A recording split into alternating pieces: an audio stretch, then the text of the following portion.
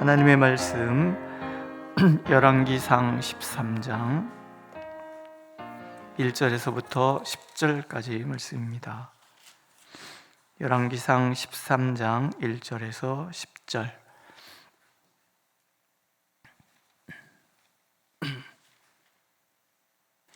함께 읽겠습니다. 1절. 보라, 그때에 하나님의 사람이 여호와의 말씀으로 말미암아 유다에서부터 베델에 이르니 마침 여로보암이 제단 곁에 서서 분향하는지라. 하나님의 사람이 제단을 향하여 여호와의 말씀으로 외쳐 이르되, 제단아 제단아, 여호와께서 이와 같이 말씀하시기를, 다윗의 집에 요시야라 이름하는 아들을 낳으리니 그가 내 위에 분향하는 산당 제사장을 내 위에서 제물로 바칠 것이요 또 사람의 뼈를 내 위에서 사르리라 하셨느니라 하고, 그날에 그가 징조를 들어 이르되, 이는 여호와께서 말씀하신 징조라. 제단이 갈라지며 그 위에 있는 재가 쏟아지리라 하매, 여로보암 왕이 하나님의 사람 베델에 있는 제단을 향하여 외쳐 말함을 들을 때에 제단에서 손을 펴며 그를 잡으라 하더라. 그를 향하여 편 손이 말라 다시 거두지 못하며, 하나님의 사람이 여호와의 말씀으로 보인 징조대로 제단이 갈라지며 재가 제단에서 쏟아진지라. 왕이 하나님의 사람에게 말하여 이르되, 청하건대 너는 나를 위하여 네 하나님 여호와께 은혜를 구하여 내 손이 다시 성하게 기도하라. 하나님의 사람이 여호와께 은혜를 구하니 왕의 손이 다시 성하여 전과 같이 되니라. 왕이 하나님의 사람에게 이르되, 나와 함께 집에 가서 쉬라. 내가 내게 예물을 주리라. 하나님의 사람이 이와 함께 대답하되, 왕께서 왕의 집 절반을 내게 준다 할지라도 나는 왕과 함께 들어가지도 아니하고 이곳에서는 떡도 먹지 아니하고 물도 마시지 아니하리니, 이는 곧 여호와의 말씀이 내게 명령하여 이르시기를, 떡도 먹지 말며 물도 마시지 말고 왔던 길로 되돌아가지 말라 하셨음이니이다 하고, 이에 다른 길로 가고 자기가 베델에 오던 길로 되돌아가지도 아니하니라. 아멘. 오늘 말씀의 첫 마디가 보라 하는 거예요. 보라. 33절에 보면, 그가 자기 마음대로, 여로보암이죠, 자기 마음대로 정한 달 곧 8째 날 15째 날로 이스라엘 자손을 위하여 절기로 정하고 베델에 쌓은 제단에 올라가서 분향하였더라. 그리고 보라. 이 마치 옛날에 그 무성 영화 있었잖아요. 변사 있었잖아요. 웬 말이냐, 사랑의 눈물이 흐르는도다, 뭐 이러면서 나오는 그 변사들 혹시 아세요? 네. 그 흉내 내는 거 되게 재밌어 하는데, 보라! 막 선지자의 등장을 알리는 그런 소리예요. 인위적인 예배가 화려하게 펼쳐지는 자리에 하나님께서 선지자를 보내시는 거예요. 보라! 거침없이 당당한 걸음으로 유대에서부터 치달아서 단숨에 베델에 이른 선지자의 모습이 짧은 단어 하나에 담겨져 있다, 이런 생각이 들어요. 보라. 그리고 마침이라는 단어가 또 나와요. 마침. 때가 딱 맞아떨어져서 선지자가 도착한 그때 여로보암이 제단 곁에서 분향을 하고 있어요. 이 보라라는 말 안에 이 선지자의 이 등장, 지금까지 선지자가 등장하지 않았잖아요, 그죠? 선지자가 막 등장을 하는 거예요. 보라! 선지자가 등장을 해서 하나님의 말씀을 전하는 거예요. 그 북이스라엘과 남유다를 살리시기 위한 하나님의 열정이 펼쳐지는데, 하나님의 그 열정의 그 모습이 선지자예요. 선지자들을 끊임없이 보내셔서, 하나님의 말씀의 대리자를 보내셔서 하나님의 백성 이스라엘을 부르시는 거예요. 돌아서라!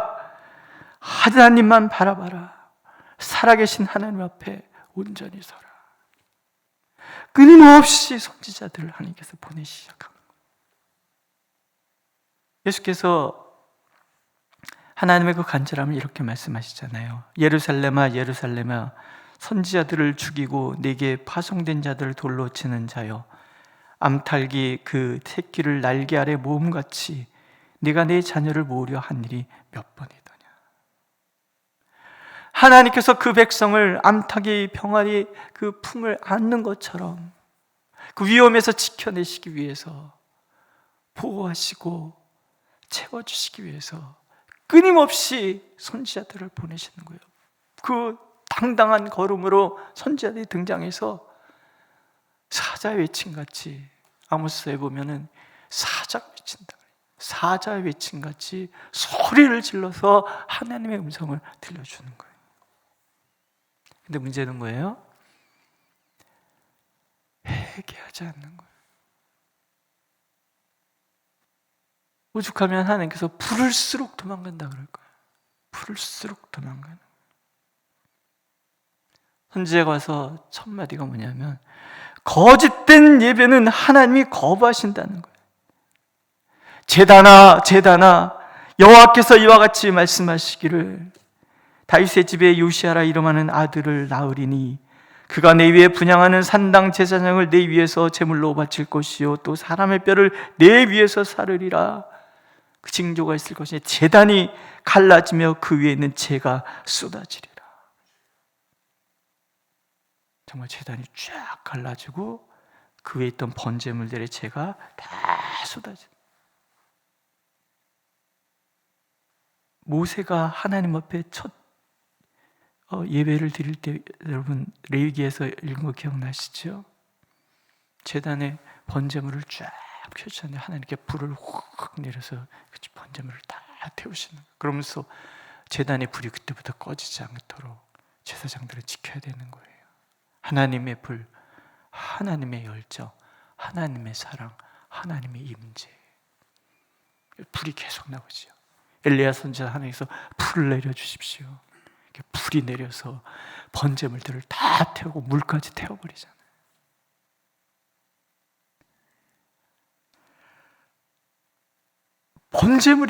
불이 내려서 번제물을 태우셨다는 것은 결국 하나님께서 이 예배를 받으셨다 그런 얘기잖아요. 그런데 지금 제단이 갈라지고 그 진 바깥에 버려야 될 재가 그 위에 다 쏟아지는 거예요. 아무리 형식이 갖춰졌고 번듯한 예배당, 제사장이 있고 제사장이 휘내하고 왕이 분향한다고 해서 그 예배가, 그 향이, 그 기도가 하나님께 올라가지는 것이 아니라는 거예요.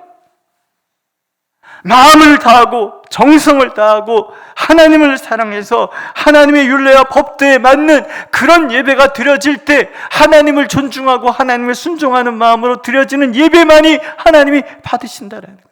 아무리 모양 그럴듯하게 내고 형식이 비슷하다 할지라도 하나님 인정하지 않는 예배는 안 받으시는 거예요. 요한복음에서 예수님 말씀하시죠. 아버지께 참되게 예배하는 자들은 영과 진리로 예배할 때가 오나니 이때라. 아버지께서는 자기에게 이렇게 예배하는 자들을 찾으시느니라. 예수님 당시에만 그러신 게 아니라는 거예요. 처음부터 예배는 하나님의 임재잖아요. 영광의 하나님께서 우리를 찾아오시는 거예요. 영광의 하나님 앞에선 인간은 거룩해야 돼요. 정직해야 돼요. 하나님 앞에 날 것 그대로 나와야 돼요. 죄된 모습이면 죄된 모습 그대로 끌어안고 나와서 하나님을 찾아야 돼요. 저를 불쌍히 여기소서. 하나님을 향하는 사랑과 정성을 가지고 하나님 앞에 나와야 돼요. 자꾸 모양만 따라가는 그런 인간의 그 어떤 생각들, 하나님은 초라한 성막이라, 성전의 솔로몬의 성전에 비해서 너무나 초라했던 성막이랄지라도 하나님이 원하시고 하나님이 기뻐하시는 사람들이 하나님을 사랑해서 드리는 예배 가운데는 불로 임하셔서 예배를 받아주시지만 금으로 쳐바르고 아무리 조각한 그 성전이랄지라도 마음 떠난 그 성전을 하나님이 던지신다. 하물며 그것도 아닌 여로보암이 인위적으로 만들어낸 하나님의 율법과는 전혀 상관이 없는 그런 예배의 자리에 어찌 하나님께서 임재하시겠나. 제단을 갈라버리시고 죄를 쏟아버리시는 거예요.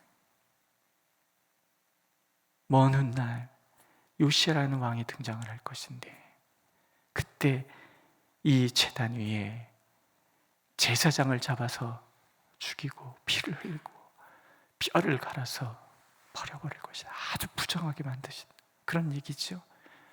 우리는 열왕기서 말미에 정말 요시아 왕이 등장을 하여 이 모든 제단을 회파하는 것들을 우리가 보게 됩니다.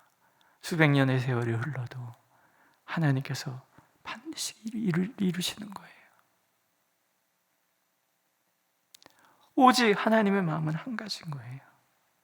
이스라엘이 알아야 되고 우리가 알아야 되는 한 가지.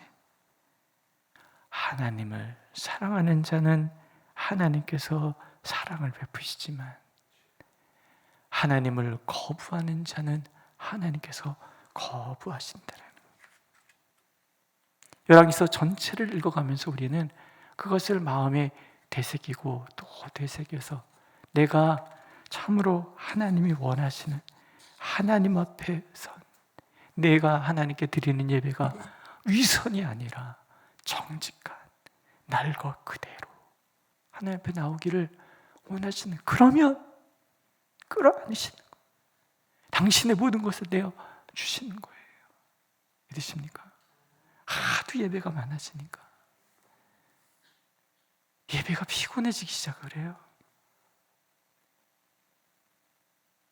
오늘 이 시대가 결국 예배가 죽어가는 시대잖아요. 우리가 우리 마음에 진정 하나님을 향한 예배를 살려야 되는 거예요. 오늘 우리 예배를 하나님께서 받으신다, 받지 않으신다, 이 극명한 모습이 보인다 그러면 우리가 얼마나 열심히 하나님을 섬길까요? 오늘도 하나님, 우리가 그렇게 하나님 앞에 정성으로 나오기를 원하고 계십니다. 왕이 그 얘기를 듣는 거예요. 화가 나잖아요. 전혀 영적이지 않은 왕이에요.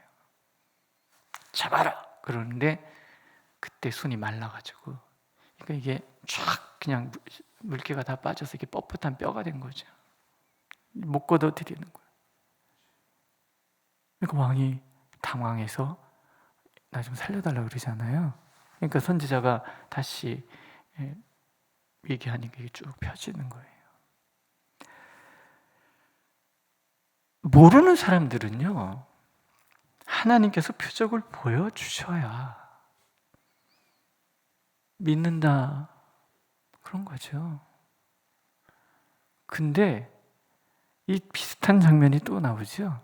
출애굽기에서 하나님께서 바로 왕에게 10가지 재앙 표적을 보여주시잖아요. 뭐 뱀 던지는 거를 빼고 하는 거니까 지팡이 던지니까 뱀이 되고, 그 뱀이 술사들이 던진 지팡이 다 잡아먹고, 그래도 바로의 왕은 완고해서 안 바뀌는 거예요. 여로보암이 눈에 딱 봐서 경험을 했지만 안 변하는 거예요. 그러니까 하나님 이 놀라운 역사 체험해도 내 마음이 안 바뀌면 하나님 못 만나는 거예요. 근데 분명한 거 한 가지는, 하나님께서는 하나님의 종을 책임지신다, 말의 증언을 서신다. 이런 현상을 통해서 이 선지자를 통해서 들려주신 하나님의 말씀이 반드시 이루어진다는 것을 하나님께서는 보여주시는 거죠. 여러분은 기억하는 거죠. 요시야 왕이 올까? 요시야 왕이 올까? 정말 올까? 정말 올까? 그 세월이 수백 년이에요. 그리고 요시야 왕이 등장을 하는 거예요. 오늘 우리는 이 얘기를 들으면서 무슨 생각이 드십니까? 하나님의 약속은 수백 년, 수천 년이 지나도 반드시 이루어진다라는 거예요. 오늘 우리에게 하나님이 주신 모든 약속도 하나님은 반드시 응답하시는 거예요. 세월이 흐르고 사람들의 기억에서, 그것을 목격한 사람들이 다 사라지고 기억에서 사라진다 할지라도 하나님은 이루신다라는 거예요. 우리의 하나님은 어제나 오늘이라 영원토록 변함없이 하신 말씀 그대로 이루신다. 그래서 오늘 우리는 이 말씀을 붙들고 이 말씀을 읽고 묵상하고 이 말씀이 하나님의 말씀임을 고백하는 거예요. 우리가 이걸 그저 문학, 서적, 고전 중에 하나라고 생각한다면 그냥 고전으로, 교훈으로 끝날 것이고, 하나님의 음성으로 받아들인다 그러면 오늘도 하나님은 재단이 갈라지는 역사도 일어날 것이고, 하나님을 대적하는 손이 마르는 역사도 일어날 것이고, 당당한 하나님의 사람들이 더욱 당당해지도록 세워가시는 하나님을 만나게 될 거라는 거예요. 믿으십니까? 왕이 너무 깜짝 놀랐어요. 대접하기를 원했겠지요. 내 집에 가서 같이 먹고 좀 쉬었다 가라. 내가 선물 줄 것이다. 근데 하나님께서 그때 또 말씀하신 거죠. 선지자가 올 때 하나님 말씀하신 것 같아요. 하나님 말씀하시기를 어느 집에도 들어가지도 말고 물도 마시지 말고 아무 음식도 대접하지 말고 왔던 길로 다시 돌아가지도 말고 다른 길로 가라. 선지자가 순종하는 거예요. 선지자라는 것은 말만 전하는 것이 아니라 행동으로 보여줘야 되는 거예요. 선지자의 이 행동이 이 말이 참이라는 것을 보여주는 행동이기도 하다라는 거예요. 굉장히 저는 목사로서 이 말씀이 굉장히 부담스러운 말씀이죠. 목사는 누구보다도 하나님의 말씀에 순종하며 살아가야 되니까. 목사가 어려운 거는요, 사람들이 말을 안 들어도 그런 건 별로 어렵지 않아요. 어디나 마찬가지잖아요. 새벽부터 나와서 밤늦게까지 그런 것도 아니고 직장 생활하는데 다 그러고 살아요. 목사가 정말 어려운 것은 말씀을 전하는 자로서 말씀 앞에 서는 게 제일 어려운 거죠. 왜냐하면 목사의 마음에도 욕망이 드글드글 하잖아요. 우리는 그래서 함께 가는 거예요. 하나님의 말씀이 옳다라고 믿는 사람은 말씀 그대로 믿고 가는 거예요. 그게 하나님의 사람의 증거고, 그게 참 선지자라는 거예요. 순종이 결여된 선지자의 말은 신뢰가 없지요. 신뢰가 갈 수가 없죠. 그러나 이런 행동을 통해서 온 이스라엘은 보는 거예요. 저 선지자가 참 선지자구나. 참 선지자면 그 말은 반드시 이루어지겠구나. 그렇죠? 당시 사람들은 하나도 기억하지 않아요. 그러나 누군가가 기억하는 거예요. 그리고 이 포로 시기에 사람들이 그것을 기억해내는 거예요. 그런 일이 있었지. 하나님은 참이신데 예루살렘 성전을 저렇게 던져버리신 이유가 우리가 하나님 앞에 온전치 못하였기 때문이구나. 오늘도 하나님께서는 이 강단에서 선포되는 말이 하나님의 예언의 말씀이 되고, 이 말씀을 예언의 말씀으로 듣고 순종하는 우리가 되기를 원하시는 거예요. 그러면 우리 가운데 하나님이 임재하셔서 하나님의 살아계심을 날마다 드러내 주시겠다고 약속하고 계십니다. 여러분, 하나님은 살아계십니다. 기도하겠습니다. 살아계신 하나님, 오늘도 변함없이 여로보암이 세운 거짓된 제단 위에 참으로 임재하시는 하나님의 모습이 오늘 우리에게도 임재하시는 하나님의 모습인 줄로 믿고 감사를 드립니다. 주여, 우리가 오늘 주님 앞에 있사오니 하나님의 살아계심을 드러내어 주시되 내 속 깊숙한 곳에 숨겨져 있는 나의 거짓도 밝히 드러내셔서 참으로 하나님의 순전한 백성 되게 하여 주시고, 우리가 주님의 말씀을 붙들고 나아갈 때 말씀의 증거로 나타나 주시옵소서. 그래서 살아계신 하나님, 전능하신 하나님이 날마다 경험되어지는 우리의 삶의 자리가 되도록, 우리 교회 공동체가 되도록 하나님 역사하여 주시옵소서. 예수님의 이름으로 기도드렸습니다. 아멘.